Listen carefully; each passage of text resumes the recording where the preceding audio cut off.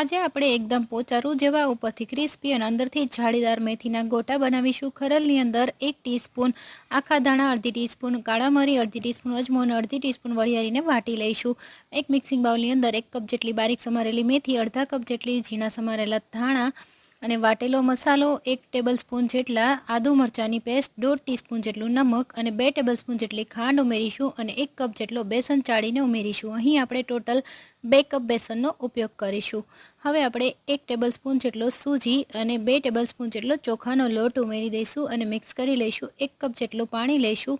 થોડું પાણી ઉમેરી બેટર તૈયાર કરીશું। અહીં આપણે 2 કપ જેટલો બેસન પણ ઉમેરી દીધો છે અને પોણા કપ જેટલા પાણીનો ઉપયોગ થયો છે। બેટરમાં 1/4 ટીસ્પૂન જેટલા સોડા, લીંબુનો રસ અને ગરમ તેલ 1 ચમચી જેટલું ઉમેરી મિક્સ કરી મીડિયમ ગરમ તેલની અંદર આપણે મેથીના ગોટા ઉમેરી અને 4 થી 5 મિનિટ માટે મીડિયમ ફ્લેમ પર તળી લઈશું। અહીંયા મેથીના જાળીદાર ગોટા બનીને તૈયાર છે।